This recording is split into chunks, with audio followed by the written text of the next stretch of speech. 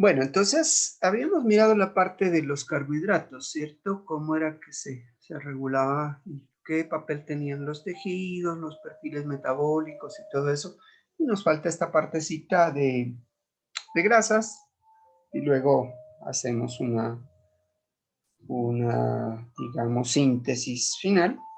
Mm, y pues charlamos un ratito sobre eso, a ver qué inquietudes, aportes tienen sobre esa temática.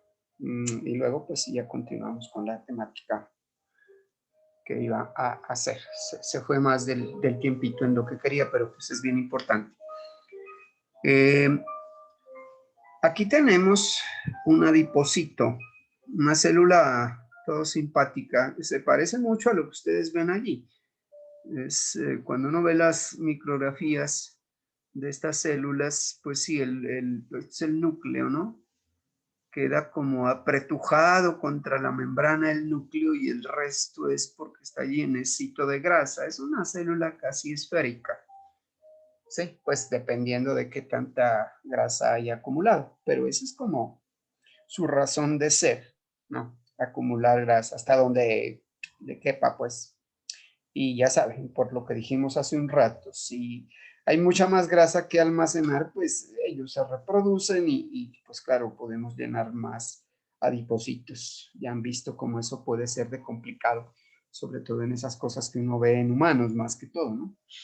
Gente que puede llegar a pesar más de 200 kilos, que pues es obviamente un desconocimiento total muchas veces de cómo es que funciona el metabolismo. Entonces uno termina en esas cosas.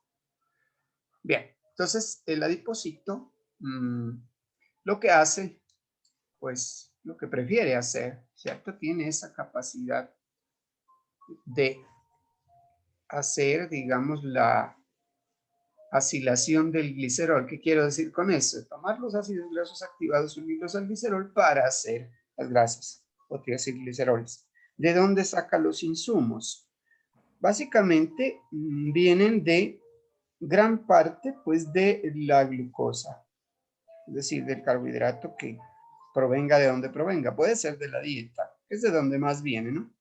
Básicamente, aunque eso sí depende del animal del que estemos hablando. No solo para hacer el glicerol, para hacer la grasa, sino porque esa glucosa, ustedes saben, sirve para hacer ácidos grasos. Y esos ácidos grasos, pues obviamente aquí se van a unir para hacer las grasas. Aquí nos está pintando el panorama proveniendo de los que vienen de las BLDL hepáticas, que pues es una gran fuente también, pero el adipocito también puede hacer algo de ácidos grasos y de hecho puede recibirlos no solo de los que vienen del hígado, sino de los que vienen del intestino, pues cuando el animal los consume en el alimento. Entonces este sería un evento, ¿cierto? El de síntesis, que es como para lo que estamos programados los seres vivos, ¿cierto? Porque es que en la antigüedad, pues las situaciones de escasez se presentaban mucho, o de hecho se le puede presentar a los animales de vida salvaje. Quizás a los animales de granja no tanto, porque el granjero se preocupa de estarle suministrando comida diariamente. Pero el animal salvaje, pues hay épocas que no tiene. Sí.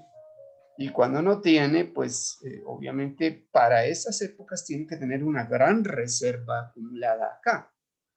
Entonces este mecanismo es bastante activo. Por eso es tan fácil llegar a obesidad y todo. Y pues obviamente con la obesidad vienen colgadas una cantidad de desequilibrios complicados. En estado de ayuno y depende de la actividad física, esa combinación que se haga, ese equilibrio, pues sucedería lo otro, ¿cierto? Que es la degradación de la grasa, o sea, lo que llamamos nutricionalmente movilización de las grasas.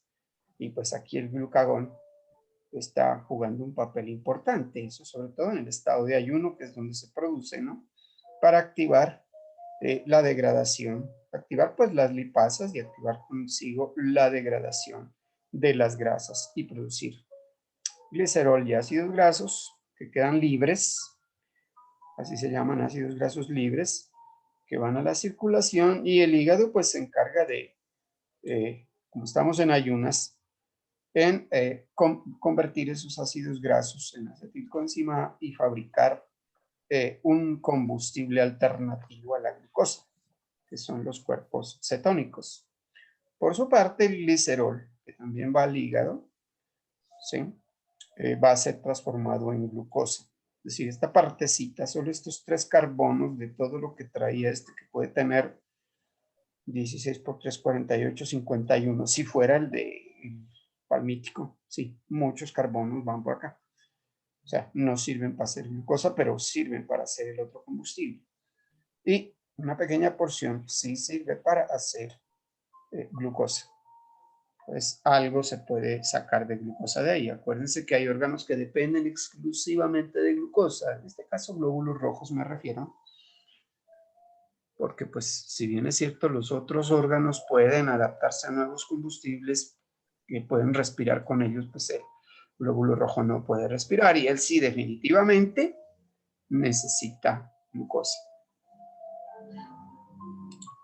Bien, entonces aquí hay una serie de daticos que después se transforman en unas gráficas que los miraremos, pero por lo menos dejémosla un momento para que ustedes la tengan tiempo de revisarla y revisémosla de una vez también.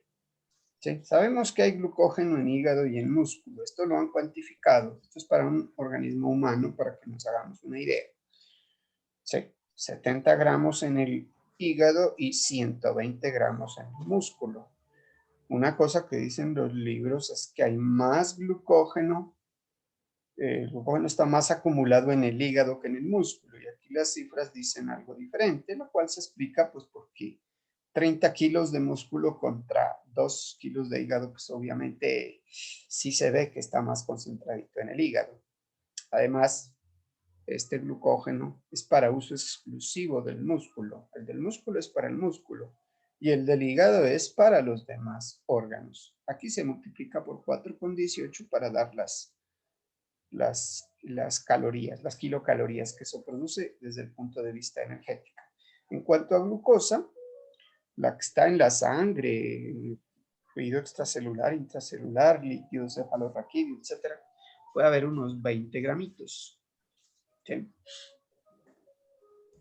Y ahora sí, grasa en el tejido adiposo. Aquí han puesto como ejemplo un hombre, un humano varón de 70 kilogramos de peso, el que ponen aquí. Especifican que sea varón. Sí, de hecho, las mujeres almacenan un poquito más de grasa en un peso así. Es un poco distinto. Entonces, miren la cantidad. 15.000 gramos, 15 kilogramos de esa persona de 70 kilogramos. Entonces, la cantidad energética es grande. Porque además, la capacidad de producir energía acá es por 4 kilocalorías por gramo, en cambio de las grasas es de 9, es más del doble. Y además, pues que se almacena más. ¿Sí? Y en proteína muscular, pues también hay unos 6 kilogramos que se pueden movilizar para fines energéticos, pero obviamente más cantidad hay en grasa, solo que el organismo utiliza, pues dependiendo de las necesidades y dependiendo de qué especie estemos hablando, pues utilizará más unos que otros, pero siempre se tiende a preferir, como habíamos visto, carbohidratos primero, grasas en segunda instancia y en menor proporción, y quizás ya para situaciones ya extremas de ayuno extremo, sí, las proteínas. Aquí hay unos daticos que ahorita se ubican en las gráficas que les decía, ¿sí? Para que nos hagamos una idea también de cómo va a ser el progreso en un individuo que está entrando en inanición. Entendido inanición como ese estado de ayuno prolongado, ¿no? Por eso aquí hay como varios periodos, ¿no? Después de 12 horas de haber tomado la última comida, a los 3 días y a las 5 semanas, es decir, acá pues ya estamos en ese estado de inanición, una inanición ya tardía, una inanición temprana. Aquí pues podríamos llamarle ayuno, ahora le llaman ayuno intermitente, ¿no? Porque Uno normalmente no ayunaba 12 horas. Sí, ¿no? Cena a las 8 de la noche y a las 6 de la mañana ya está tomando alguna otra cosa. Entonces, pues uno puede sobrepasar ese nivel y obviamente el organismo se adapta. Ahora sí, para fines de producción de un animal, pues uno debe saber cómo maneja esto. Va a funcionar similar, por lo menos en mamíferos, ¿no? Acuérdense que el hombre es mamífero y está hecho para humanos esto. Glucagón. Apenas acabo de comer 80 picogramos por mililitro, es decir, la cantidad de hormona que se libera es muy pequeñísima, pero es tremendamente efectiva. Sí, esa es la medición que tiene. Si ya tengo un ayuno de 12 horas, pues glucagón aumenta. Si el ayuno ya es de 3 días, pues sigue aumentando, sigo en ayuno. Pero miren que ya en una inanición muy grande, esto llega a un valor donde se mantiene, ¿sí? Es un poquito más bajito que acá, pero ahí se mantiene. Eso es lo que se ha visto. Pero importante esto, miren, la relación insulina-glucagón. ¿Sí? La insulina también la podemos mirar. Uno acaba de comer, hay un valor alto en microunidades por mililitro. ¿Sí? A las 12 horas, pues ha bajado ya la insulina, porque pues lo que disparaba la liberación era la glucosa. Y miren que va a seguir bajando. Una insulina bajita en un animalito, pues indica que lo tienen en ayunas, pues, en ayuno prolongado. Se puede saber cuál es el estado nutricional de un animalito midiendo niveles de insulina. Pero casi siempre es más importante la relación. Sí, así como en el perfil lipídico a veces le miden a uno la relación LDL-HDL, acá también la relación insulina-glucagón se puede determinar. Y pues aquí está, cuando recién se come, pues la relación es 0,5, 40 sobre 80, claro. Aquí simplemente dividir. Va bajando, lógico, porque acuérdense que las dos hormonas están regulando síntesis y degradación de manera opuesta y al tiempo, ¿cierto? De manera opuesta la tienen que regular. Entonces, pues, va bajando esa relación, porque pues si insulina está arriba y va bajando y el glucagón está abajo y va subiendo, entonces este factor va bajando. Pero miren que ya desde la tercera semana para allá ya se estabiliza. Entonces indicando que el organismo está llegando a un equilibrio. La cosa va bien ahí. Esto pues no se puede sostener por 5 semanas, pues se puede, ¿no? Pero dependiendo de en qué estado inicial se haya comenzado, pues algunos organismos si tienen mucha reservita, a lo mejor 3, 6 meses en el caso de humanos, pero pues puede llegar, ya vimos que la muerte va a sobrevenir por inanición. Glucosa, 6 milimolar recién comido, a las 12 horas ya es como ayuno, es como en la mañana, ¿cierto? 4, 8, alrededor de 5. Va a ir bajando, sí, pero tiende a mantenerse. Sí, acuérdense que no tiene que bajar mucho, pues para que funcionen los órganos que lo necesitan. Ácidos grasos, miren que es distinto.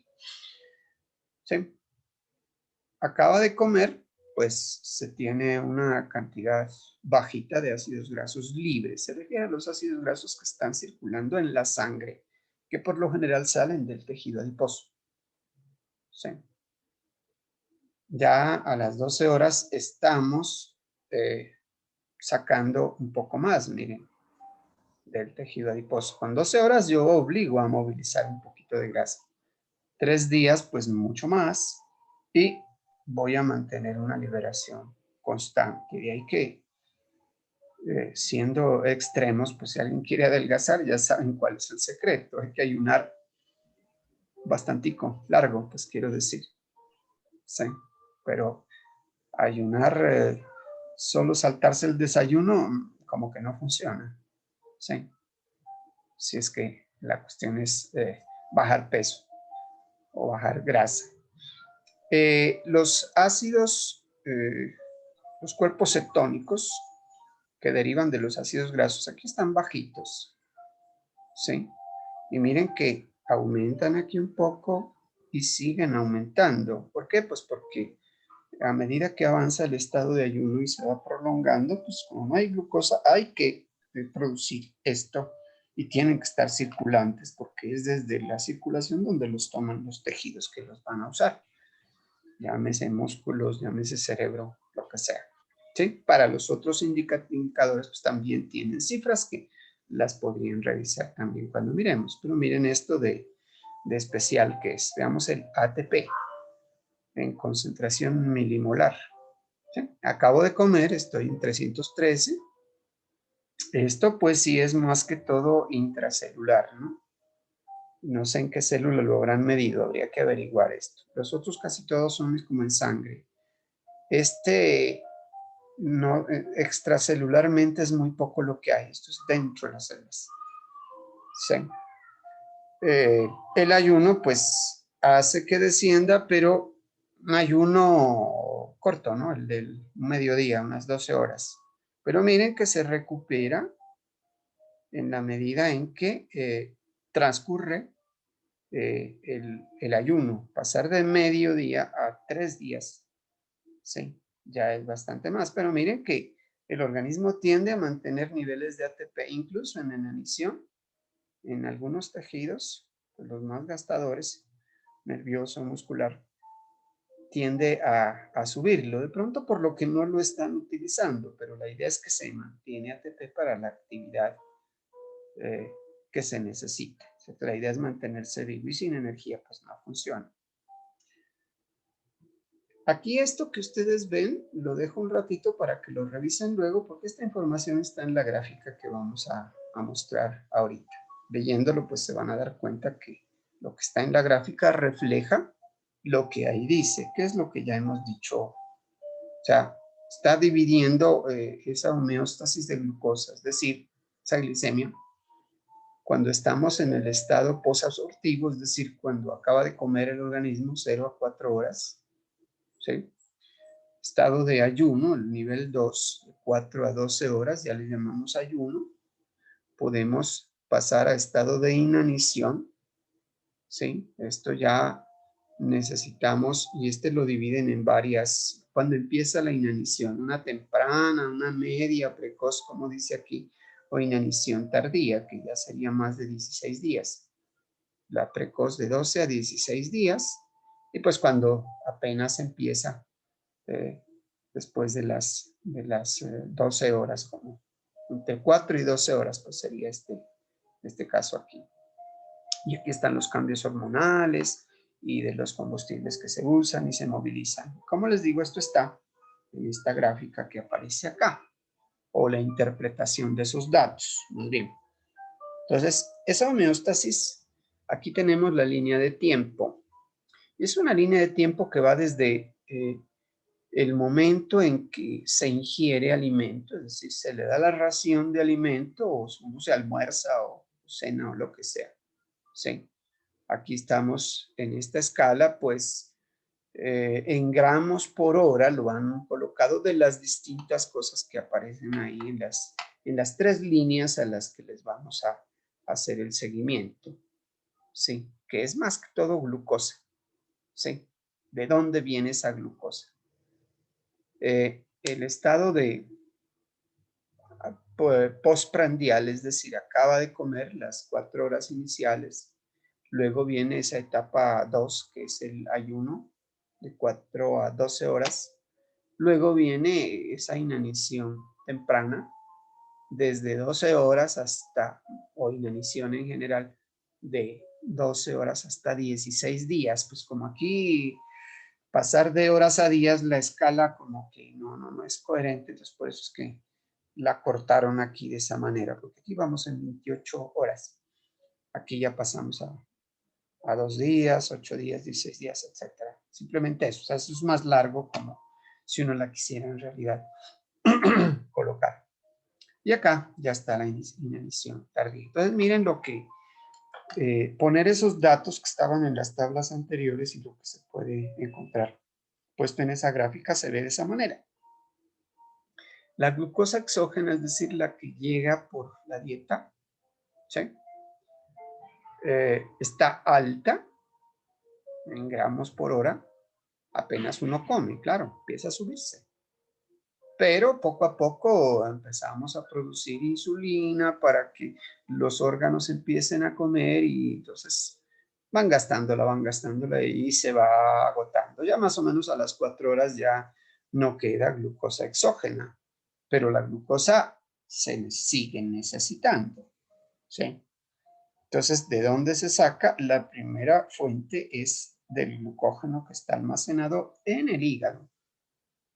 ¿Sí? Estamos hablando desde la homeostasis de glucosa en general para todo el organismo. ¿Sí? El músculo tiene su propio cuento. Él degrada porque necesita, pero no da para nadie más. Entonces, miren que ese glucógeno, pues, en un momento no había, ¿cierto? Pero cuando hemos comido, un poco empieza a producirse glucógeno, ¿sí? Pero en algún momento que ya empieza el ayuno, ese glucógeno se empieza a consumir, porque de ahí es de donde sale la glucosa. Más o menos se calcula que en unas 24 horas ya no queda, esto para el caso de un humano, unas 24 horas ya no quedaría glucógeno, del cual poder hacer glucosa, ¿cierto? Acuérdense que este animalito está lo pusimos a ayunar, de hecho, comió aquí, pero esa es la última comida que se le dio. Y aquí hay dos fuentes a las que hay que echarle mano, pues está almacenado en forma de glucógeno, sí, pero también hay que fabricar glucosa a partir de cosas que no es carbohidrato, es decir, de las cosas que estén almacenadas. Al principio, pues, poco, pero los dos efectos van a sumar, ¿sí? Porque la glucosa exógena ya se perdió, ¿sí? Pero miren cómo esto va sosteniéndose a través del tiempo y esa gluconeogénesis, así hayamos pasado de varios días de ayuno, se va a mantener. Miren que no llega a cero. ¿Sí? Esto se mantiene activo todo el tiempo que el animal se encuentre en inanición, porque pues obviamente hay que mantener glucosa y pues glucógeno ya se ha acabado. Ácidos grasos de pronto pues, se estarán utilizando como combustible alternativo hasta que duren, pero en materia de glucosa hay que seguir haciendo todo el tiempo. Eso sí, no es algo que no se puede negociar prácticamente. Y estos dos cuadros últimos, que son como la síntesis de todo lo que hemos revisado, es lo que sucede en esa etapa postprandial. Aquí están feitos los órganos, pero la información pues sí es apropiada. ¿Qué tenemos? Pues tenemos al hígado. Aquí tenemos un glóbulo rojo visto de perfil. Uno lo ve en las fotos como redondito, pero tiene esa forma si uno lo ve de perfil. ¿Sí? Es un disquito aplanado. Acá tenemos el tejido adiposo, células adiposas. Acá tenemos músculo. Y acá tenemos el cerebro. Aunque no se parezca, pues es simplemente el esquema. Entonces, etapa postprandial, acabamos de comer, quiere decir. Sí, pues hay ingesta de todo. Glucosa, aminoácidos, grasas. Sí. Y eso, pues obviamente, después de digestión y absorción, eso está pasando a la circulación y pues todo está llegando a los órganos. Sí, glucosa, sigamos la pista de la glucosa, entra al tejido adiposo, con eso ella hace grasa, ya sabemos, el tejido adiposo, entra al hígado, con eso el hígado hace glucógeno, porque acabo de comer, ¿cierto? Entra a los demás órganos, el músculo, que lo usa para sus actividades de contracción, entra al cerebro, porque él siempre está comiendo glucosa, entra al glóbulo rojo, porque él siempre está consumiendo glucosa también, porque es lo único que puede consumir, ¿cierto? En estado de, cuando estoy comiendo, pues el cerebro se parecería en ese sentido al glóbulo rojo, o el glóbulo rojo al cerebro. Siempre va a consumir glucosa, pero cuando hay, ¿cierto? En cambio, haya o no haya, tiene que haber para el glóbulo rojo, que a veces que no hay glucosa, pues vamos a ver cómo es que cambia. El cerebro se adapta a otras cosas. ¿sí? Por otro lado, los aminoácidos. Uno también come proteína. Bueno, esto también llega al hígado, ¿sí? A través de la sangre. Y en el hígado, pues el hígado fabrica muchas proteínas. Todas las que están en la sangre las fabrica el hígado básicamente. Y pues las otras también, ahorita, bueno, no sé si alcancemos a ver, pero era parte de lo que vamos a ver, qué destino se le da también a esos aminoácidos que llegaron. Por su lado, la grasa, pues que va a través de los vasos linfáticos, pues va a llegar al tejido adiposo, al hígado, ¿sí? Incluso el músculo también consume un poquito, pero más que todo estos dos.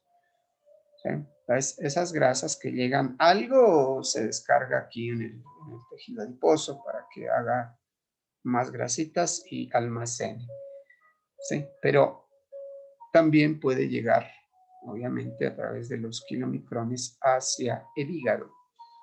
Y el hígado organiza todo ese contenido y en las VLDL exporta, aunque aquí dice que solo va para el tejido adiposo, pues obviamente los otros tejidos, músculo también requiere, también llega un poquito acá. En esto el esquema no está completo. ¿Sí? Entonces, eso sucedería pues en el estado postprandial. Ahora sí, en ayuno, es decir, 4 horas después de haber comido, la cosa cambia, ¿cierto? Aquí teníamos al páncreas produciendo insulina. Vamos a ver cómo es aquí. A recordar porque lo hemos dicho varias veces. Ayuno, páncreas produce glucagón. Miren que por la dieta no está llegando nada. Entonces ahí si les toca a los órganos, pues como necesitamos energía, estamos hablando de metabolismo energético, ¿cierto?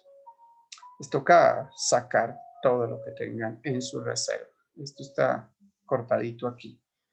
Sí. Entonces, aquí es donde le toca trabajar fuertemente al hígado. O sea, le deposito un poquito, pero no es tanto el trabajo que hace, porque él ya almacenó mucho, le toca es liberar.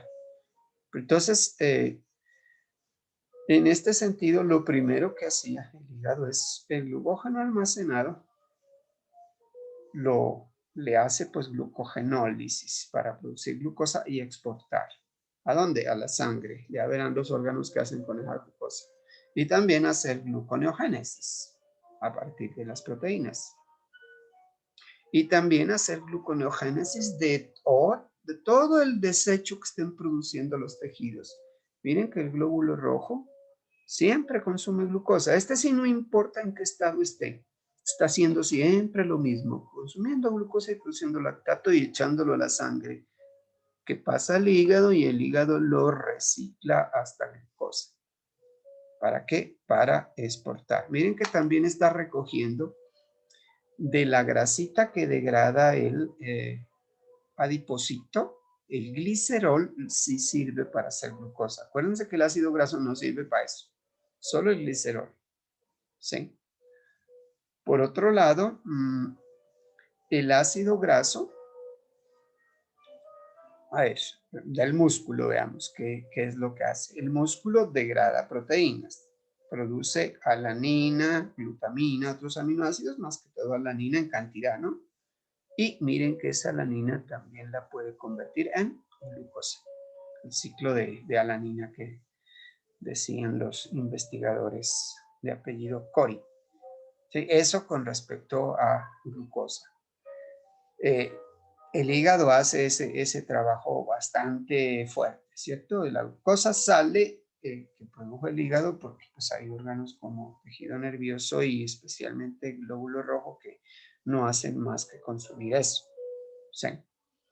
Ahora sí, los otros órganos pueden aportar, hacer su aporte. ¿Quiénes? Aquí tejido adiposo. Como está degradándose grasa porque está en ayunas, si el ayuno va hacia inanición, pues en algún momento empezamos a movilizar grasa, glicerol para hacer azúcar y ácidos grasos para que el hígado los reciba y haga cuerpos cetónicos, el otro combustible, ¿sí? Para suministrarle pues a los tejidos que tienen alto consumo, digamos, alto metabolismo energético, como es músculo en el caso del animal, obviamente, que es bastante consumidor de eso. Y el cerebro, que se adaptó ya con la poca glucosa que le esté llegando, aunque más que todo es para acá. El hecho de que empiece a usar, digamos, cuerpos cetónicos, el tejido nervioso, pues deja libre un poquito de glucosa para que el glóbulo rojo sí tenga con qué subsistir, ¿cierto? Porque él solo puede con eso. ¿Sí? Entonces, básicamente ese es como el juego que está presentándose entre los órganos con respecto al orden del consumo de combustibles, ¿no? El preferido, carbohidratos. Segunda instancia, no temporal, sino segunda instancia, ¿en qué me refiero? A ver, uno cuando se lo presenta en los libros, uno tiende a entender eso, ¿no? Que primero uno se acaba el glucógeno y después se acaba las grasas y después se acaba las proteínas. Así no es. Se puede hacer de todo eso al tiempo, solo que en mayor proporción el preferido, es decir, el carbohidrato. Ese es el que se moviliza más rápido. En segunda instancia, se moviliza también ya las grasas, ¿sí? Y aunque simultáneamente algo se está haciendo de eso a todo momento, pero más carbohidrato en una situación de que no se está en ayunas, ¿sí? Algo se está consumiendo, ¿sí? Y hay particularidades de los órganos, ¿cierto? Y de hecho también se está degradando proteína todo el tiempo, porque es que hay un recambio proteico que es parte de la temática que sigue, que se está haciendo más que todo del músculo. Por eso es que se está produciendo mucha alanina y se está haciendo gluconeogénesis, se está reciclando aquí energía. El músculo se está construyendo todo el tiempo. ¿Sí? Tiene esa característica. Ahora sí, por ejemplo, el músculo, dos tipos de músculo, ¿no? El músculo esquelético, ese que nos permite movernos, caminar para conseguir alimento o lo que queramos buscar, pareja o lo que sea, es que eso es típico en los animales. Sí, ese normalmente consume glucosa cuando se mueve, es decir, cuando está pidiendo contracción, porque la contracción requiere un combustible que sea fácil de utilizar y esos son los carbohidratos, porque es el preferido, ¿sí? Pero cuando no se está moviendo, pues hay necesidades energéticas para mantener la vitalidad del tejido. Y en ese momento hace como un cambio y consume ácidos grasos, ¿sí? En reposo, el músculo esquelético consume ácidos grasos. Y en movimiento cambia a carbohidrato. Claro, es mucho más rápido. Entenderán que si el animalito está por ahí recostado en la vida salvaje, imagínense, consumiendo ácidos grasos, es lento, sí, pero lo mantiene vivo. Pero si acecha el depredador, el animalito se pone pilas y echa a correr. Tiene que consumir otro combustible que sea de fácil uso, el preferido, carbohidratos, glucosa, que viene del glucógeno, pues a través de esa cascada que decimos, amplificador.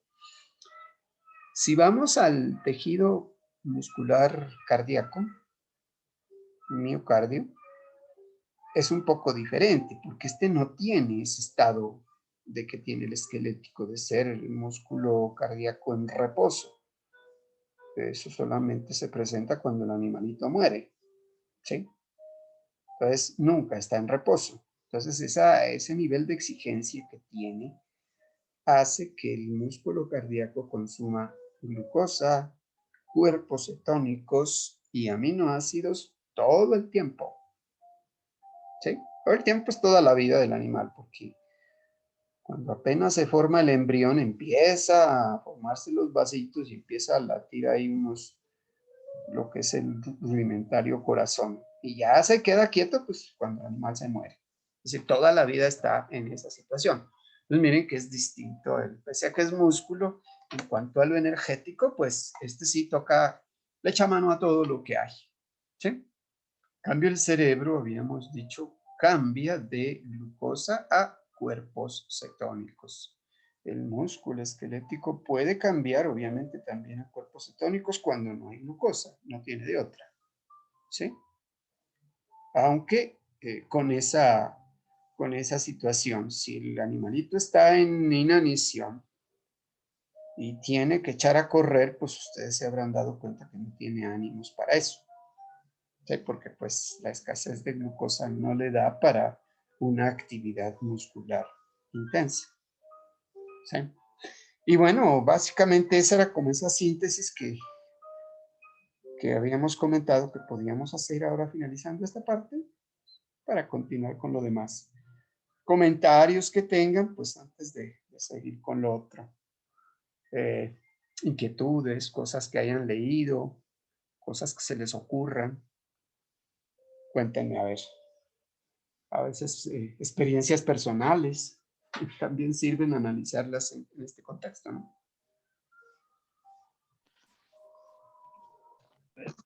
Hola, profe. Pues la normalidad dentro de esos procesos metabólicos es esa, ¿no? Pero, por ejemplo, en animales de producción o de interés técnico, también se suelen presentar las llamadas intoxicaciones. Y es cuando o sea, procesos metabólicos toman otras vías, ¿no es cierto? Por exceso o por déficit de cierto tipo de, de metabolitos, podríamos decirlo así, ¿no? En veterinaria, pues tenemos un caso preciso dentro de esa movilización y es las famosas cetosis o, o hipoglicemias, ¿no? Que es cuando se presentan animales en periodo de transición, que son periodos críticos en las vacas de leche especialmente, 21 días antes del parto y 21 días posterior al parto. Entonces ellas para producir, en primer lugar, para prepararse para el parto, en segundo lugar, para producir el calostro de los primeros 2 días y en tercer lugar, para la producción de leche, necesitan muchísima energía, ¿no? Pero a veces es un déficit grande el que nosotros tenemos aquí en trópico alto de energía. Tenemos buena proteína, pero no tenemos buena energía. Entonces ahí empiezan unas etapas de movilización de grasas y es cuando se empiezan a formar los llamados cuerpos cetónicos, especialmente el acetoacetato y el hidroxibutirato. Y eso es lo que produce las intoxicaciones en los animales, deficiencias de azúcar y, y muchas veces esos cuerpos cetónicos son capaces de trasladarse al sistema nervioso central y producen la sintomatología característica a veces cuando es clínica de la cetosis. Entonces, como interesante, ¿no? Todo esto, meterlo en ese proceso de los animales. Sí, claro, eso es como una especie de, aunque no es típicamente ayuno, sí es una exigencia adicional energética. Claro, pues imagínese un animal gestante, tiene que estar, digamos, haciendo que se multiplique o sosteniendo la multiplicación celular de lo que era una sola célula hasta billones de células en el periodo pues, relativamente corto, ¿no? No sé cuánto sea el periodo de gestación de una vaca, unos 12 meses por ahí. Lo mismo que el de un ser, una mujer, son No- 285 días en promedio, Ah, 9 meses. listo, listo. Sí, es un Ajá. periodo, es bastante exigente, claro, y de hecho, pues en el animal gestante debe presentarse lo mismo que en las mujeres gestantes. Hay a veces desequilibrios complicados que pueden dejar secuelas, por eso pues obviamente toca ahí sí intervenir desde fuera, ¿cierto? Hay requerimientos nutricionales adicionales que se tienen que hacer. Me imagino que lo mismo que se hace con mujeres, que se les hace todo un seguimiento, eso lo hace el ginecólogo, igual tendría que hacerse desde el punto de vista veterinario. Sí, y me imagino que no, aunque no es estrictamente ayuno, es parecido porque hay una exigencia energética mayor. Sí. decíamos que hacer biosíntesis es lo más costoso energéticamente que hay. Es decir, un animal gestante gasta mucho más energía que, qué sé yo, que un animal que se esté moviendo mucho. ¿Sí? Entonces, el animal gestante no es porque se mueva mucho, sino porque el gasto energético biosintético es grande.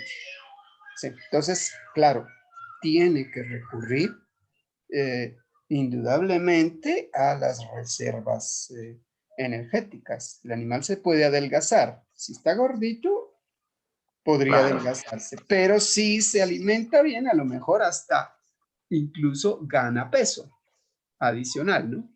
Esa ganancia de peso a veces no solo es grasa, también puede ser agua, retención de líquido, ¿no? También puede ser complicado. Pero ya llegando al punto que usted dice, Andrés, básicamente, si se necesita suministro adicional energético, el carbohidrato no da, de pronto la degradación del pasto aquí en el ganado no da para tanto. Sí, la grasita que está almacenada aquí eh, sirve para liberar esos ácidos grasos. Entonces, mire el trabajito que le toca al hígado. Suministrar esos cuerpos cetónicos. Está bien que se produzcan cuerpos cetónicos. Lo que pasa es que estos se pasan. ¿Por qué? Porque son el combustible para que todos los órganos trabajen. ¿Sí? No solo el sistema nervioso, su músculo, todos los órganos van a necesitar ese combustible adicional. Lo único que no lo puede usar es el glóbulo rojo. Pero el hecho de que esto esté circulando, porque es que entre todos estos órganos, el medio de comunicación es la sangre. ¿Sí? Y los cuerpos cetónicos son los que usted mencionó, que ya lo habíamos dicho, el acetoacetato y el beta hidroxibutirato, básicamente, aunque también hay acetona, ¿no? Si ya es También, mucho, sí. también se puede presentar. Pero, como lo decíamos, estos tienen un pH bastante ácido. Entonces, claro, se produce acidosis aquí en la sangre, y pues en la sangre suceden muchos procesos. Transporte de oxígeno, coagulación, cicatrización, que son cosas que están trabajando todo el tiempo, ¿cierto? Son procesos que se entorpecen.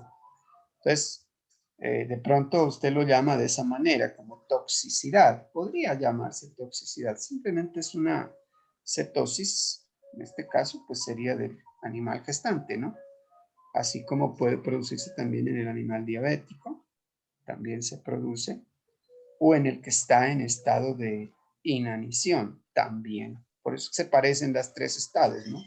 La diabetes, la inanición y el gestante, porque estamos recurriendo a movilizar esa reserva de grasa que hay. Y eso implica la producción de cuerpos cetónicos, que si bien es cierto son buenos combustibles, pero pues también tienen ese efecto asociado de tender a disminuir el pH.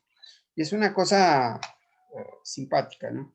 Normalmente el pH, tanto en humanos como en animales mamíferos, en plasma tiene que estar, en el humano es en 7,4. Me parece que alguna vez lo hemos determinado en animales nosotros acá en experimentación. Y es parecido. No sé cuánto es, si usted tiene el valor, pero me parece que es igual, ya que se parece hasta en la gestación. El problema es una situación de la característica de esos ácidos.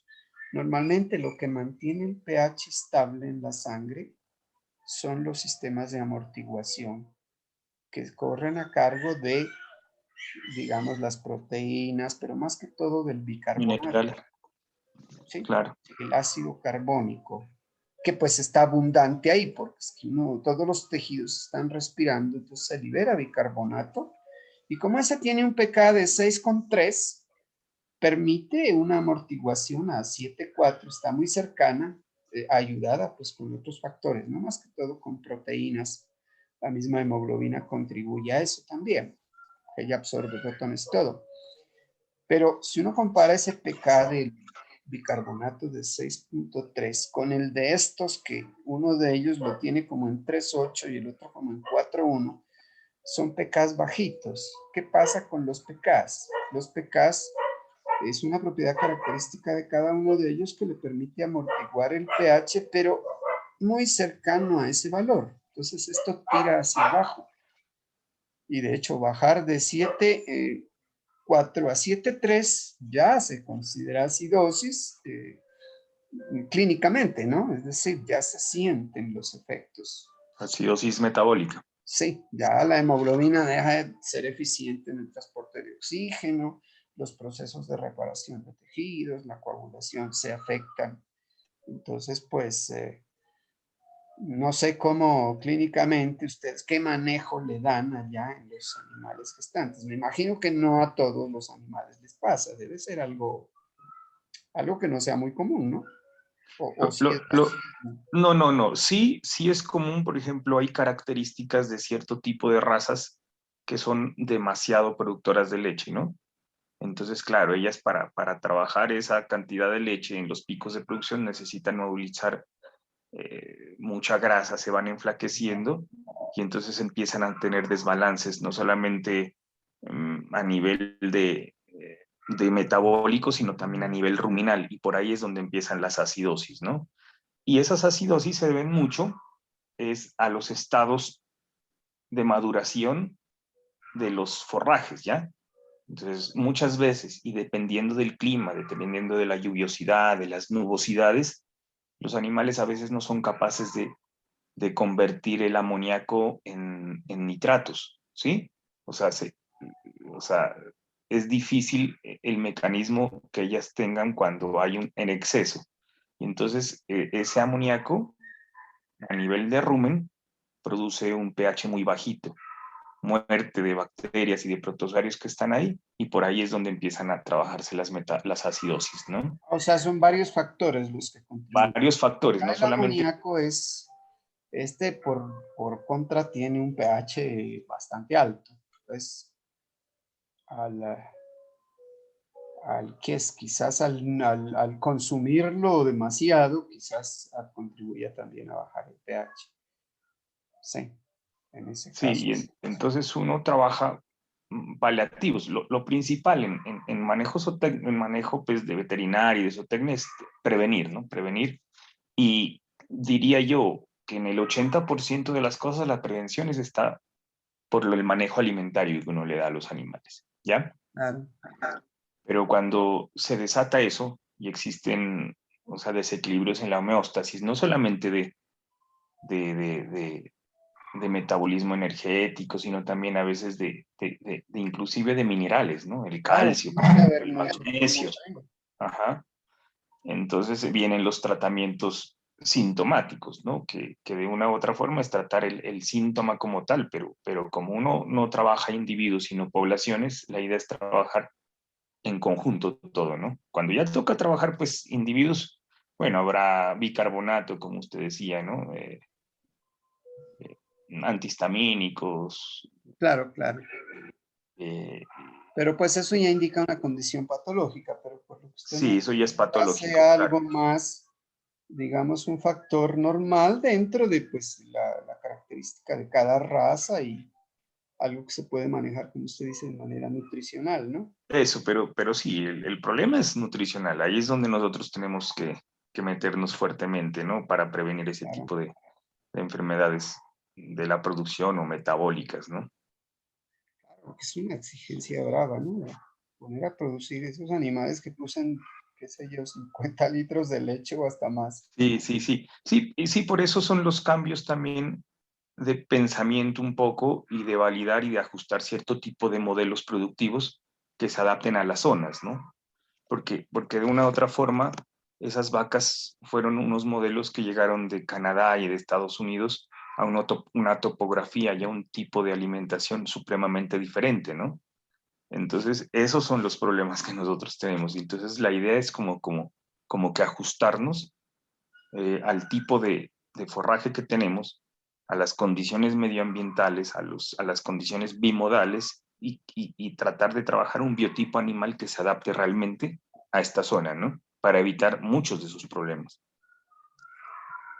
Y conocimiento, el que lo saca uno de esas. Conocer bien el animal y conocer qué es lo que se tiene, pues para Mm, a ver cómo se lo maneja mejor acá. Y pues obviamente la adaptación no va a ser perfecta, ¿no?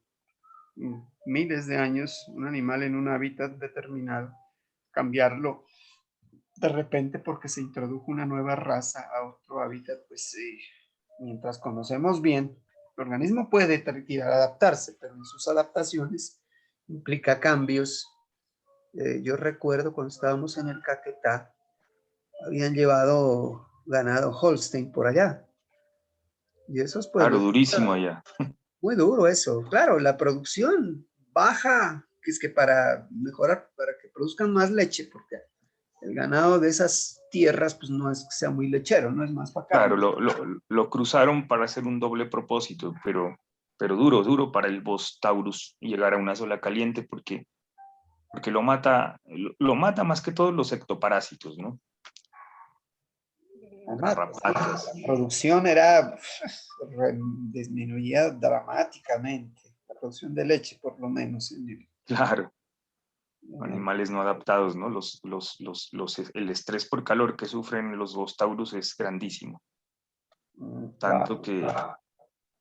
que, que dicen que en una etapa de periodo de transición, un Bos Taurus en climas que estén por encima de los 20 grados centígrados perfectamente puede estar perdiendo una condición corporal de 1 a 1.5 y cada punto de condición corporal representa 70 kilos, de 60 a 70 dicen los libros, pues, ¿no?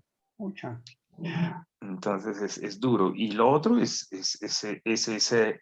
esa resistencia que ellas, como por ser pieles depigmentadas, no tienen a los parásitos externos. Y los parásitos externos son bravísimos, ¿no? No solamente el parásito como tal, sino que el parásito externo es un hospedador intermediario de otro tipo de parásitos que cuando el animal es picado, esos parásitos llegan a sangre, que son los hematozoarios. Y esos son los que matan a los animales. Y son muertes agudas, ¿no? Entonces, la verdad, el Taurus, son pocos las especies de Bos Taurus que se adaptan a climas cálidos, ¿no? Y bueno, y las adaptaciones, pues en el periodo, los distintos periodos, pues como usted dice, bien, no solo tiene que ver la parte energética, son muchos otros aspectos.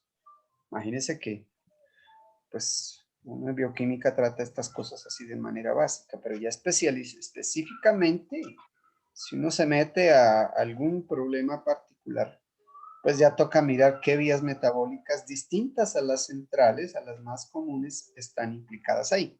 De hecho, pues nos falta revisar una partecita importante, que es esa, lo de los nitrogenados, ¿no? Que pues siempre la dejamos de última.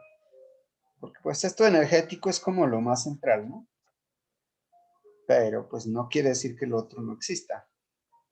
Lo otro existe y pues Claro, para conocer. en los bovinos el ciclo del nitrógeno o de la urea es vital, ¿no? Es importantísimo. En los rumiantes, más que todo en los rumiantes. Y la cosa está empujando a que vayamos hacia allá. Eso era lo que íbamos a hacer ahorita mismo, justamente. La parte nitrogenada. Bueno, Ok, démosle una mirada a eso, pues ya iban saliendo cosas. ok, listo. Eh, Cuéntenme si se está mirando lo que yo tengo acá o si se perdió, porque a veces uno se despista. Sí estoy Está compartiendo. preparando las diapositivas, pero quedó en la última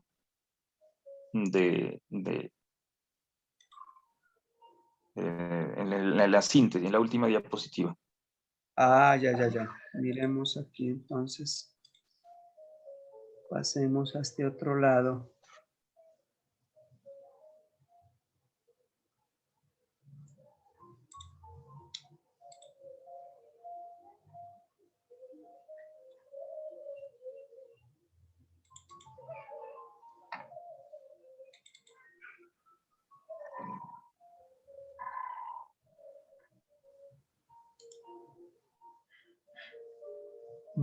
¿Apareció algo o todavía nada? No, nada. Veamos a ver. Ok, ¿Qué es lo que me está sucediendo? Ahí, ¿qué tal? Ah, ya, listo, aminoácidos. Ah, perfecto. Bueno, de todas maneras, pues, esta parte que queremos revisar, si bien es cierto, pues no es como la fuente energética preferida, porque pues, los aminoácidos son demasiado valiosos y se utilizan más que todo para construir proteínas y otros componentes nitrogenados que tienen otras funciones más que energéticas, ¿cierto? Siempre se usa más en esa, preferencialmente carbohidratos, si es que los hay. Si no, pues va la movilización de grasas y todo lo que eso implica. Bien, entonces aquí vienen estos conceptos. Existe esta situación que es el recambio proteico, ¿sí? Que es ese equilibrio que se da entre la degradación de la proteína y la síntesis de la proteína. A esto se le denomina recambio proteico. Y es algo que sucede todo el tiempo. Es como, como uno de los indicativos de que el animal está vivo, ¿cierto? Y uno lo puede visualizar, por ejemplo, si uno se matricula a un gimnasio, ¿sí? Cuando uno se pone a hacer mucho ejercicio es posible que incremente masa muscular. Es una forma de almacenamiento de proteína, pero hay que estar constantemente en eso. Porque bueno, en el ejercicio es otra cosa que regula el metabolismo. Es precisamente por eso se ve aquí mayor síntesis de proteínas cuando hay mayor cantidad de ejercicio. Pues uno ve el toro al que lo ponen o el buey, pues al que lo ponen a hacer ejercicios de arado y todo ese asunto, pues desarrolla masa muscular, o el caballo al que lo ponen a competir, ¿sí? Pero si está sedentario, la masa muscular baja. Entonces, no es solo cambiar esa actividad para que deje de sintetizarse o se sintetice más. Entonces, eso indica que este recambio proteico está continuamente sucediendo. Entonces, aquí tenemos este asunto. Se llama proteólisis la degradación y pues la síntesis de proteínas, que sería lo que veríamos en la última sesión, tal vez, que es bien importante. Y esta proteína corporal, más que todo en el animal, se encuentra en el músculo. Es de ahí donde más se moviliza. La otra casi no es muy significativa para estos efectos. Y pues eso es un depósito de aminoácidos.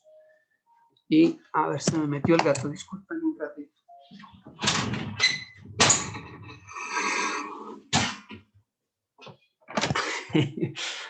Me hago acá en el sótano porque los sábados hacen mucho ruido en la calle. Y bueno, entonces tenemos un depósito de aminoácidos. De pronto eso puede confundirnos en el sentido de que ¿para qué es que tengo guardados aminoácidos ahí? En realidad funciona más que todo para degradar, pero volver a ser proteína. Y porque además necesitamos hacer otras cosas con esos aminoácidos. Pero hay un asunto que es el recambio proteico que siempre está aconteciendo. Entonces de aquí viene ese concepto del balance de nitrógeno, ¿no? Que ahorita lo recordaremos. Entonces, los aminoácidos pues pueden provenir, sí, de la proteína corporal, pero también pueden provenir de síntesis, porque acuérdense, existen aminoácidos esenciales que en la mayoría de los mamíferos solo son 8, pero hay 12 que sí se pueden hacer. A esos es que nos referimos aquí, a los que sí se pueden fabricar. En esa, cuando hablamos de nitrogenados, la biosíntesis la llaman así, síntesis de novo, que quiere decir síntesis pues de nuevos aminoácidos. Es una palabra que está implícita, por ejemplo, en gluconeogénesis, nueva glucosa, por ejemplo. ¿Sí? Pero se usa mucho para los nitrogenados. Obviamente que una gran fuente viene de acá, ¿no? De la dieta. Y de hecho, pues la ingesta de proteína es crucial porque me da los aminoácidos esenciales. Yo podría Es decir, consumir nitrógeno y otras fuentes y hacer los aminoácidos no esenciales. Pero si no tengo los 8 esenciales, pues yo no puedo hacer proteína corporal.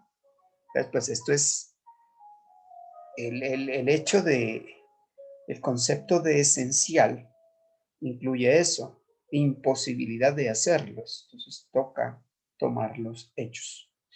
¿Sí? Pues si el animal no los puede hacer, pues existen los microorganismos simbióticos que se los suministran. En algunos vegetales pues están todos los que necesita.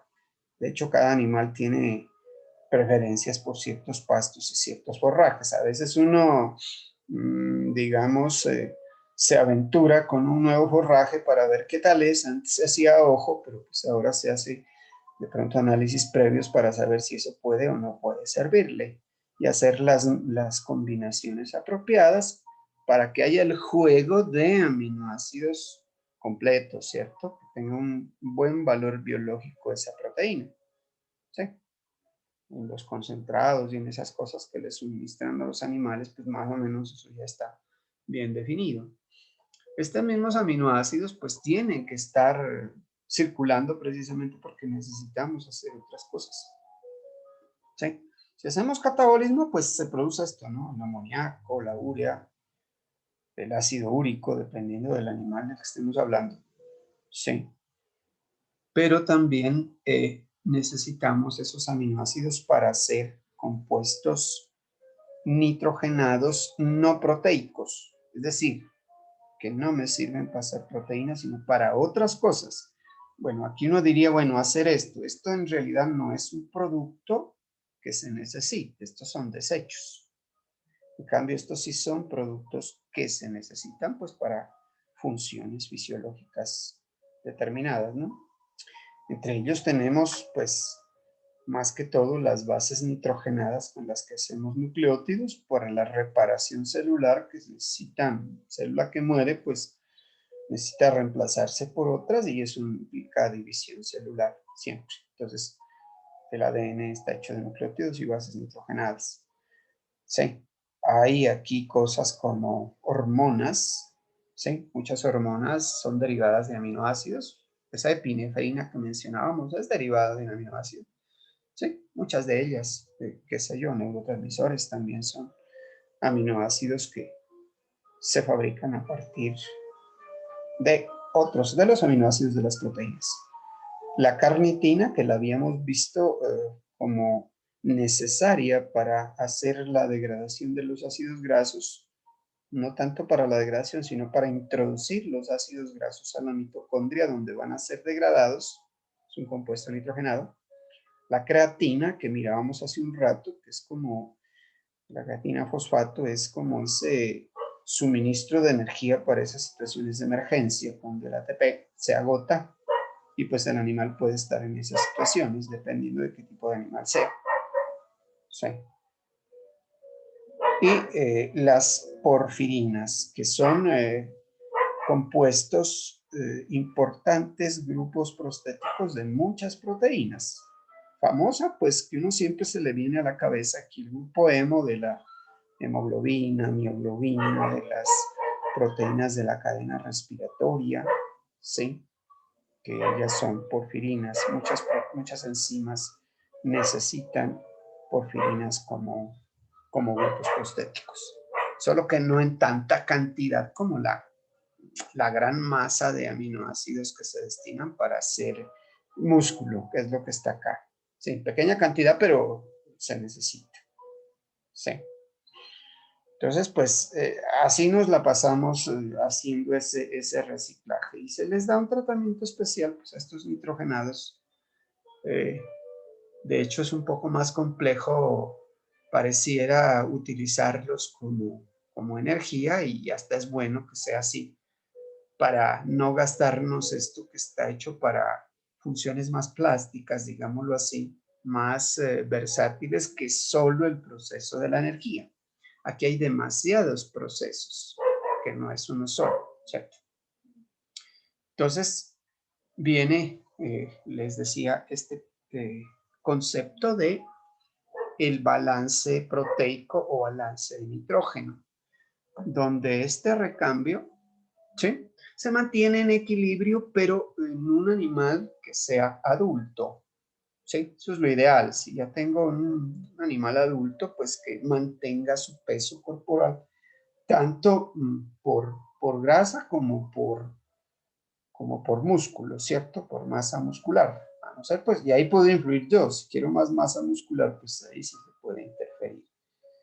Pero si está en otro periodo, pues lógicamente este equilibrio de nitrógeno no se da. Y no es que haya problema. No debería darse, por ejemplo, en un animal en crecimiento, porque ahí, en el crecimiento, la síntesis de proteínas tiene que ser primar sobre la degradación. ¿Sí? Eso está bien ahí. En el animal gestante, la misma situación. En el, qué sé yo, en el embrión, en el feto, también está dándose un desequilibrio de nitrógeno, pero es un desequilibrio bueno. Y hay desequilibrios, pues, un poquito complicados, ¿no? Entonces, aquí se habla de estos dos conceptos. Balance de nitrógeno positivo, que es cuando la síntesis es mayor que la degradación, que es necesario cuando se está haciendo crecimiento, el que sea. Crecimiento porque el animal es pequeño y necesita crecer, desarrollarse y todo el asunto. O en el caso de un animal al que uno lo somete a algo parecido a lo que hacemos los humanos, pues cuando hacen fisicoculturismo. Es decir, de hecho se influye hasta con hormonas aquí, ¿no? Para que produzcan más carne a veces, pero pues eso también tiene sus más y sus menos. También se da balance negativo.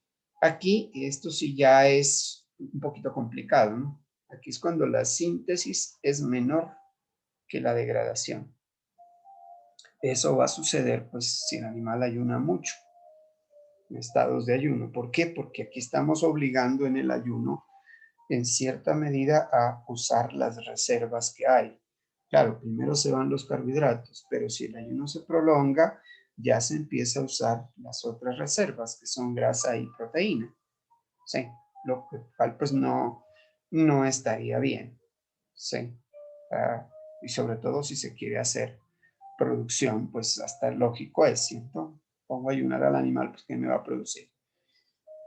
Como dicen algunos, va a producir es lástima solamente. Pero miren que es una situación que no solo se presenta en ayuno. También cuando hay algún trauma, pues si eso, ya que es veterinario, pues lo habrá experimentado. Si el animal se fractura, cualquier tipo de trauma, o está sujeto a una cirugía o algo, adelgaza, pero ese adelgazamiento posterior, postraumático, no necesariamente solo es de grasa, también es de pérdida de proteína. ¿Sí? Y pues perder proteína pues me va a desequilibrar toda esa cantidad de cosas que necesito, todo ese suministro de aminoácidos que necesito para todos los otros procesos. Entonces pues puede haber problema. Y también se lo ha observado en el caso del cáncer, ¿no? Cuando ya se está en un estado muy avanzado, que es el de caquexia. En la caquexia se puede producir por muchas cosas, pero también por cáncer, ¿cierto? Es como la más conocida. Ya donde el tejido, y aquí podría ser algo, mire, un símil como lo que estábamos comentando hace un rato. El animal está necesitando, digamos, sostener el crecimiento celular grandísimo de un feto, de un embrión, sí que es acelerado. El cáncer tiene la misma circunstancia, es un crecimiento desmesurado, acelerado. Entonces, pues puede llegar a esta situación, que es ese adelgazamiento, pero ya proteico, ¿no? De pérdida de masa muscular. De hecho, cuando el animal envejece también sucede esto, se pierde masa muscular. Y aquí influye también el hecho de que el animal va perdiendo movilidad. Ya pues por envejecimiento deja de moverse, entonces el músculo como necesitaba ese estímulo continuo para estar construyéndose, pues aquí empieza a primar un poco más la degradación. La degradación siempre está conectada, pero la síntesis necesita un estímulo, es decir, tanto buena nutrición como movimiento en este caso, pues ya que estamos hablando es de músculo. Sí, yo no podría hacer que un animal de carne produzca carne si lo mantengo sedentario.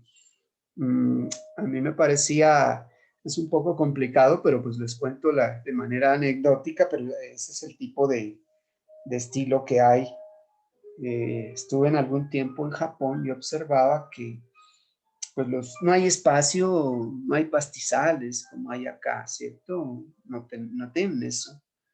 Entonces, al ganado, a las vaquitas y al ganado vacuno, pues lo ponen así como a los cerdos, bastante hacinados, incluso los encierran como en una cerca donde apenas cabe el animal, es decir, el animal no camina y lo alimentan con concentrado. Los feedlot se llaman. Así llama eso feedlot. Ajá, Y sí. de todas maneras, pues uno va a buscar carne de pierna del animal. Pues esa pierna está tan atrofiada que prácticamente ahí no hay carne. ¿Sí? Y es una carne, la que hay es bastante cargada de grasa. Ese es el tipo de carne, como uno diríamos, acá diríamos de mala calidad. En cambio, acá uno ve unos cortes de carne, pues, excelentes, ¿no? A veces magrita, eso poco se ve. Ah, pero esa tiene la razón de ser y es que son alimentados, o sea, nosotros somos, o sea, especializados en producir carne en pastoreo. Ajá. Y entonces la diferencia entre el consumo de concentrado al pasto es grande, ¿no? Claro, mayor marmoreo, menos peso al corte, más terneza, mucha mejor carne. Claro, otro tipo de carne, pero me refería más que todo a la falta de movilidad del animal, ¿no? Que pierde Claro, también. el estímulo O sea, de contracción muscular que en últimas pues desemboca también en una, digamos, que prime este proceso de síntesis de proteínas, es decir, la parte anabólica. De hecho, pues a algunos animales les dan anabólicos, precisamente hormonas que estimulan la parte de biosíntesis. Pues qué tan bueno, qué tan malo sea, pues de pronto se podría mirar, ¿no? Pero sí, la poca movilidad disminuye la masa muscular. en algunos feedlot, en el Canadá, por ejemplo, claro que allá son un poco, unos 5 estrellas, por decirlo así, ¿no? Pero el confort animal no es tan bueno, ¿no? Y incluso hacen caudectomías, es decir, para evitar que se ensucien y para evitar que se pisen, les cortan las colas, como Ah, permanecen echadas, ¿no? Y se levantan a comer heno concentrado, pues. Eso pero es es que eso tenaz. al menos tienen chance de levantarse a comer, pero es que lo que yo vi en Japón es, haga de cuenta un huacal, el animal Ya, hijo no de tiene pucha. para dónde moverse. Mm. No, no es... y esa es la carne es supremamente costosa allá y muy mala. No sabía, y va en contra del bienestar animal, pues, ¿no? Eso es complicado. Claro, claro, pero pues por eso es que ellos más que todo consumen cosas de mar. Y el cerdo, como en cierta medida se puede manejar un poco más fácil así, ¿no? En cambio, las vaquitas sí parece que Sí, echan claro. más para moverse. Pues sí, ustedes lo saben mejor que yo, pero interesante el asunto. Entonces veamos a ver aquí, a ver hasta dónde podemos dejar planteada alguna situación. Empecemos con la parte, lo que nos interesa, ¿cierto? La vida la vamos a llegar a ver en algún momento, pero importante saber cómo se regula esto, ¿sí? Y otra vez, es que esa insulina es una hormona campeona, ¿no? La vimos estimulando la síntesis de carbohidrato, es decir, de la reserva energética de carbohidrato, glucógeno. También estimulando la reserva energética de grasa y ahora se la ve también estimulando esta forma de reserva de aminoácidos que son las proteínas. ¿Sí? Y obviamente disminuyendo la degradación. Es la hormona, digamos, por excelencia que estimula todos los procesos biosintéticos e inhibe los de degradación. A veces como su situación. Aquí ya entran más en juego los glucocorticoides. Aquí no entra tanto el glucagón, pero los glucocorticoides de la corteza suprarrenal hacen el trabajo opuesto en este tipo de equilibrio al que hace la insulina. Es decir, aumentan la degradación, disminuyen la síntesis. De tal manera que para ver ese estado, ese equilibrio, pues se pueden hacer las mediciones, ¿no? En sangre, insulina, glucocorticoide. Casi siempre se hacen esas relaciones pues para evaluar. Entonces esto nos indica que también está el animal, si sube o si baja o qué está pasando. Y bueno, ¿dónde se hace esto? El metabolismo de proteínas, como estamos hablando de catabolismo ahorita vamos a mirar eso. En algún momento ya veremos la síntesis, que es un proceso muy interesante, por lo bastante complejo que es, pero por lo muy importante que es también. Aquí hablemos más de la degradación. Básicamente esto se hace en lisosomas. Los lisosomas son esos corpúsculos celulares que contienen las enzimas proteasas que pues rompen los enlaces peptídicos y liberan los aminoácidos. ¿Okay? Y hay algunas enzimas citoplasmáticas también. Eso es como para ubicarnos en los procesos. Ahora sí, algo que es diferente a el manejo de carbohidratos y grasas, ¿cierto? Que esos contienen carbono, hidrógeno y oxígeno, no tienen más. Estos son compuestos nitrogenados. Entonces, para ello se requiere unas enzimas muy especializadas que pues catalizan unos procesos que se llaman de transaminación. Y pues hay varias cosas aquí, ¿no? ¿Qué pasa con el amonio? ¿Cómo se hace con ese nitrógeno que se remueve? Pero todo viene de la transaminación. Es como, son reacciones reversibles perfectamente. Ustedes le ven puntita para ambos lados a las flechas, ¿sí? Esto es un aminoácido típico. Es una reacción de transaminación típica. Me refiero a que hay algunas que son especializadas también, pero las generales son estas. ¿Sí? El aminoácido, grupo amino, grupo carboxilo, todos lo tienen. Y este compuesto que tenemos aquí, que es el alfa-cetoglutarato, pues como el ciclo de Krebs está dándole todo el tiempo, pues de esto siempre hay. ¿Sí? Hay harto. Miren que se nos metió el ciclo del ácido cítrico otra vez por acá. Ahora para los metabolismos de los aminoácidos. De esto hay bastante. Entonces, es muy común, y esto es como lo que más sucede en proporción, que entre estos dos es que se hace la transaminación entre varios aminoácidos, no todos, pero sí gran cantidad. El grupo amino se transfiere, por eso es transaminación, a este cetoácido. ¿Sí? O sea, aquí va a aparecer el compuesto que queda después que el aminoácido le hemos quitado el amino para transferírselo a este componente. Entonces, lo que sobre acá. ¿Sí? Y este cetoácido, este es un cetoácido, el alfa-cetoglutarato, al recibir el grupo amino se convierte en un aminoácido.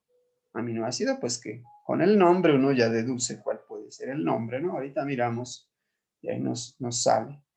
La idea es que estas transaminasas también, un detalle especial aquí, requieren como cofactores el fosfato de piridoxal, que es una coenzima derivada de la vitamina del complejo B, la vitamina B6 o piridoxina. Sí, para eso se requiere vitamina también. Después, el resultado en masa, es decir, en gran cantidad, aunque hay reacciones específicas, es que este alfa-cetoglutarato se convierte en glutamato. Miren lo que ya es un aminoácido. Aquí donde tenía este grupo cetona, cetoácido, ahora es aminoácido. Y lo que le pasó al aminoácido es que se convirtió a su vez en cetoácido. ¿Sí? Este R indica pues las distintas cadenas de los aminoácidos de los que hayamos partido. Pero entonces esto es importante porque de todos los aminoácidos yo voy a poder generar lo que llamamos los esqueletos carbonados, que son los que se pueden catabolizar, es decir, degradar. Y de hecho por aquí podemos ir viendo que muchos de ellos los podemos utilizar para hacer glucosa. De ahí que pues animales carnívoros producen glucosa gracias a que existen las transaminasas. ¿Sí? Y de hecho también explicamos otra cosa. En los animales el glutamato es uno de los aminoácidos más abundantes. Este y alanina, ¿no? Glutamato, entonces pues de hecho está en gran cantidad. El humano hasta lo consume para que le dé sabor rico a las comidas, cosas raras que uno hace. Pero miren que el hecho de que se produzca mucho de esto es porque el organismo está tratando es de como deshacerse de este amonio que dice acá. El amonio es una cosa tóxica, pero hay que transformarlo en algo. Entonces, un exceso de esto puede producir toxicidad. Y miren que uno lo come, ¿cierto? Los saborizantes, especialmente el glutamato monosódico, es esto. ¿Sí? Y claro, vuelve ricas las comidas.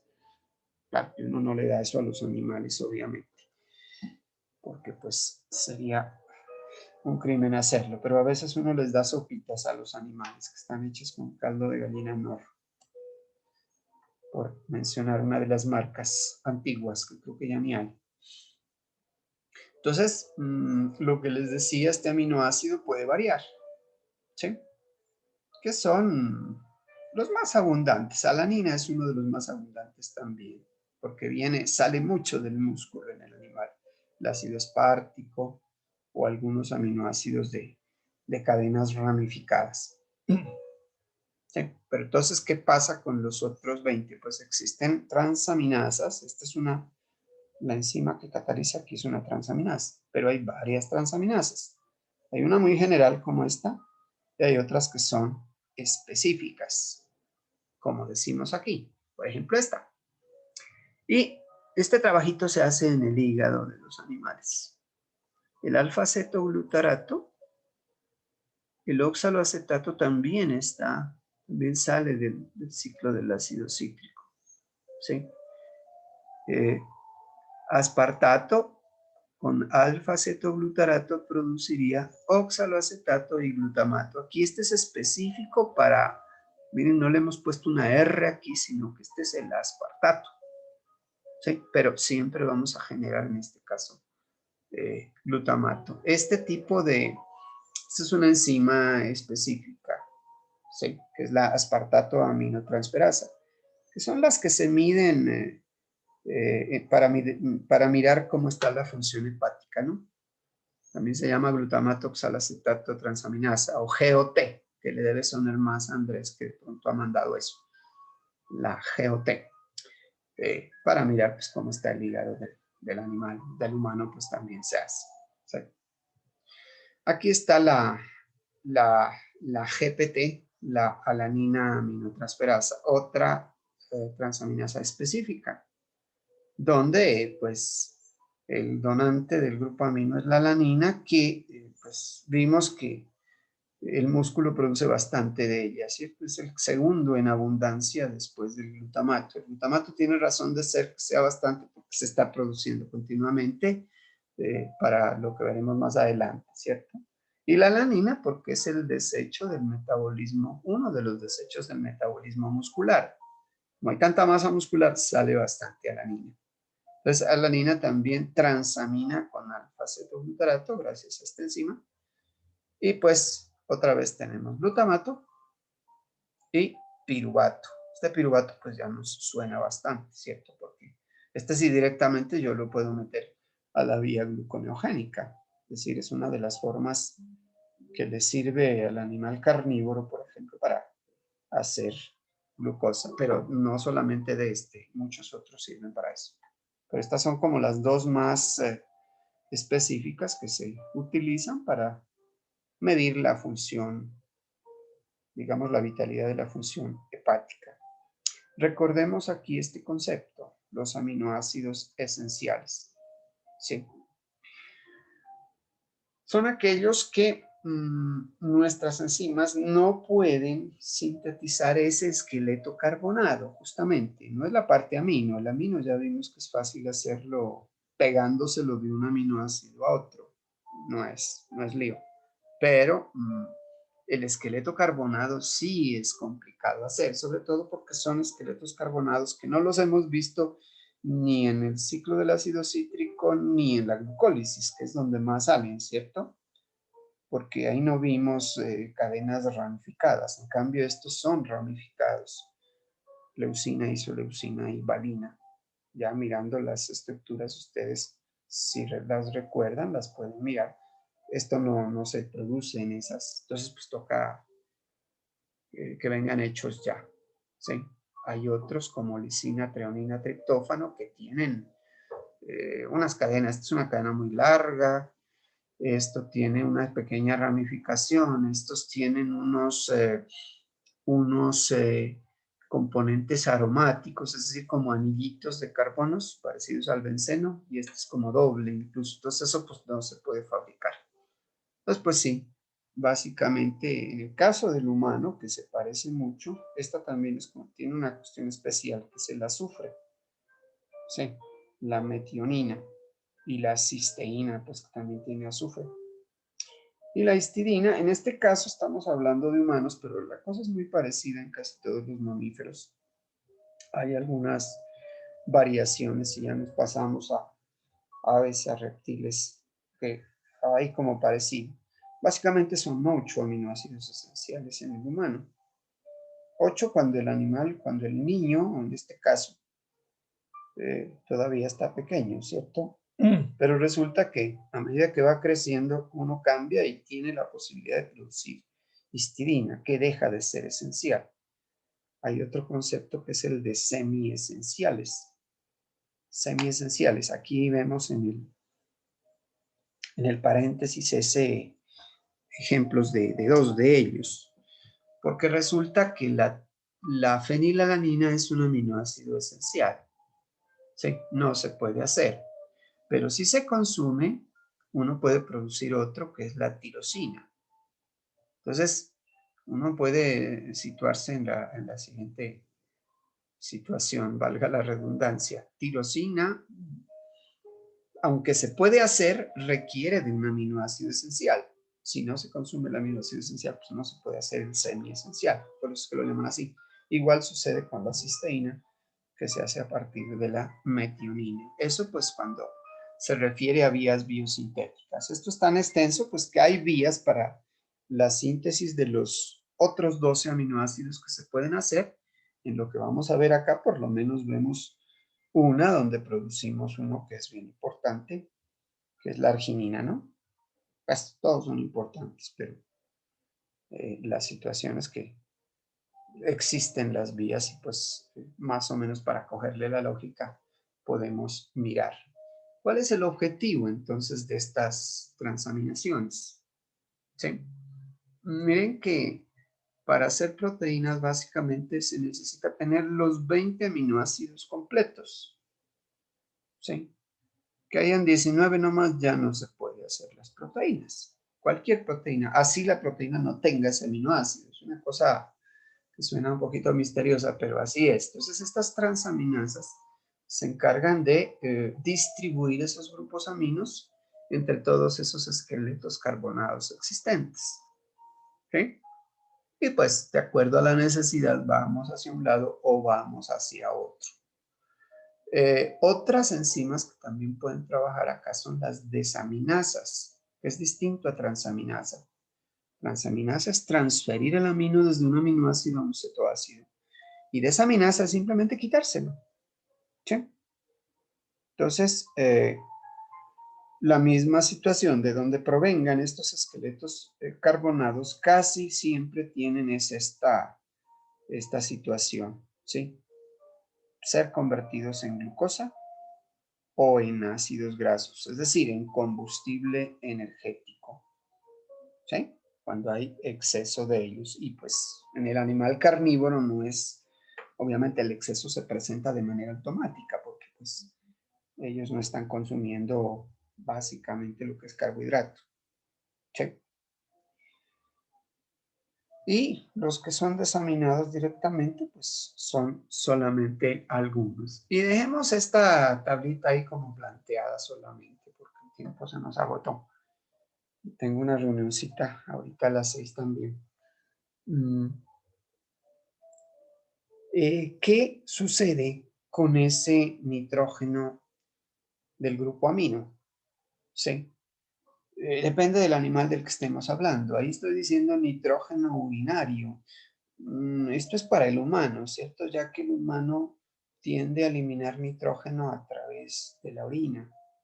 Sí, pero si hablamos de otros animales, si alguien cultiva, qué sé yo, cría babillas o aves, la forma de eliminación de nitrógeno es distinta.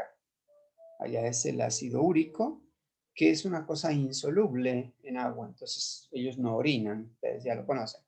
Entonces ahí tiene que producirse una cosa, pues que no necesariamente tiene que ser soluble, pues porque el animal no tiene forma de eliminar líquido, como si tenemos los animales que orinamos. Entonces ahí hay una diferencia. Pero en los que sí producimos orina, hay varias formas de eliminarlo. Algo de amoníaco, ¿sí? Algo, no mucho. Él es tóxico y pues que se elimine está bien. Él en cierta medida es soluble, pero él es muy tóxico para que ande por ahí, por la sangre, ¿sí?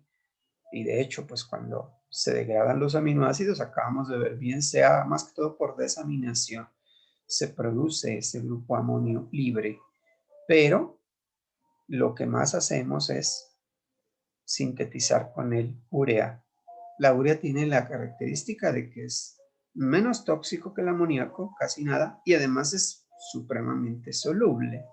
Entonces ahí está la situación. Es como la forma preferida de eliminación de nitrógeno, pero también se producen otros compuestos, como el urobilinógeno, que es no tanto procedente de aminoácidos, sino del hemo, de las hemoproteínas, pues que son muchas también y se degradan, aunque en menor proporción que la proteína muscular, obviamente. ¿Sí? La N-metilhistidina, ¿sí? Es un compuesto nitrogenado que proviene de la degradación de la proteína de las fibrillas musculares. La creatinina, que la habíamos hablado hace un rato de la creatina y de la fosfocreatina, que se necesita para el funcionamiento muscular. Es casi que normal el animalito que le toca estar corriendo casi siempre, ¿cierto? Es un producto de la degradación de la creatinina, sí, que se mide pues, en orina para mirar pues, cómo está el funcionamiento también del metabolismo de nitrogenados. Aminoácidos, hay algunos aminoácidos que se liberan como tales en la orina, ¿sí? Por degradación, no se alcanzan a procesar y entonces pueden producirse. Algunos son aminoácidos que se producen por la degradación de pirimidinas y el ácido úrico más que todo por la degradación de purinas. El ácido úrico, aunque es menos soluble, pues no quiere decir que sea completamente insoluble. Algo se puede eliminar a través de la orina. Pero entonces cuando hay mucha degradación de purinas, puede haber acumulación en los tejidos de ácido úrico, pues sí, ya saben ustedes los problemas que hay con eso, ¿no? Hay una enfermedad muy común, es posible que haya en los animales, no tengo el conocimiento, de pronto Andrés nos comenta. La gota, la hiperuricemia, que puede conducir a lo que llamamos gota en el humano. Imagino que en los animales puede suceder también, ya que este proceso hay. En perros sí se presentan ese tipo de problemas, en rumiantes no, por el tipo de dieta más que todo, ¿no? Claro. Sí, no, los metabolismos no es que sean diferentes las rutas, las regulaciones son las distintas. Si se da cuenta, la degradación de purinas está tanto en rumiantes como en los caninos, como en los humanos. Pero ya la regulación implica mayor o menor acumulación de eso. Por eso es que es importante el asunto de la regulación. Ah, sí. Entonces, los perritos sí les ataca entonces. Bueno, No hay problema. entonces, pues dejamos ahí esta parte. Si hay algún comentario adicional para empezar detener la grabación, o si el comentario puede quedar, pues también es importante.